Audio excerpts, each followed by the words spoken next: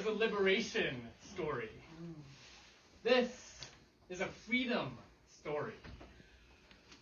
Black and Pink only exists because people know that the violence of the prison industrial complex is so abhorrent that we must get our people free.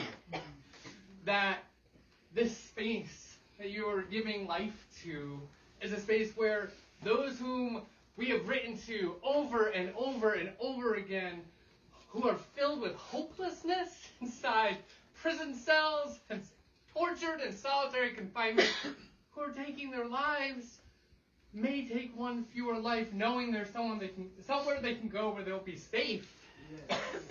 I had ridiculous privilege when I got out of prison of having a home, a place to be, people nurturing and caring for me. Providing safe spaces for people to come together is an abolitionist effort.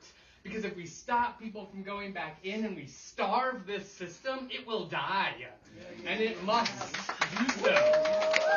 This is about people getting free. This is about liberation. This is about dismantling white supremacy and transmisogyny. This is about people standing up and getting themselves free. Because this type of home that you're creating, this is the antithesis of prison.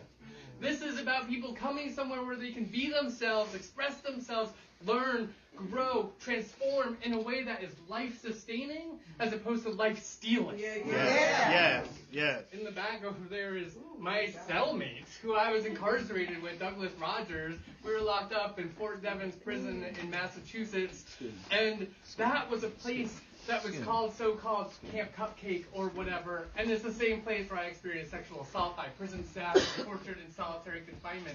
There are not places inside prison that sustain life. We sustain life outside of prison.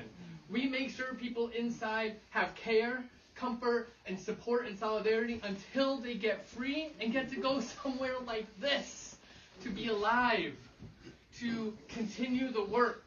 Because abolition isn't just the immediate opening of all the prison doors and the closing down of all the police departments. Though I tell you, I do believe that would be fine if we did tomorrow morning. I think we'd have less harm than we are having right now.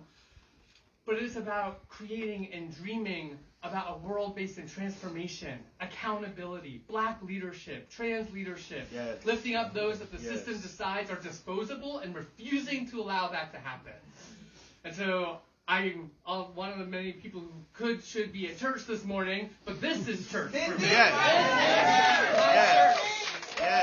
Black and Pink is a secular organization, but has always been shaped by faith. Because what is it other than faith that gets us to believe that we can live in a world free from prisons? What is it other than faith that tells us that we have the capacity to create that which has been denied to people over and over again?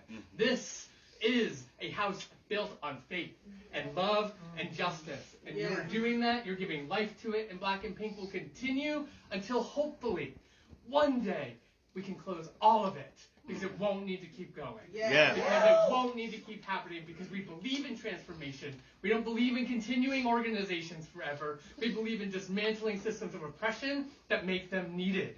And so we will keep doing that fight. Your leadership is overwhelming, Dominique. Your vision is beautiful. What you've given and created, this is what we all need to lean into. Naming something after me is a hugely humbling honor. And also about accountability to not stop.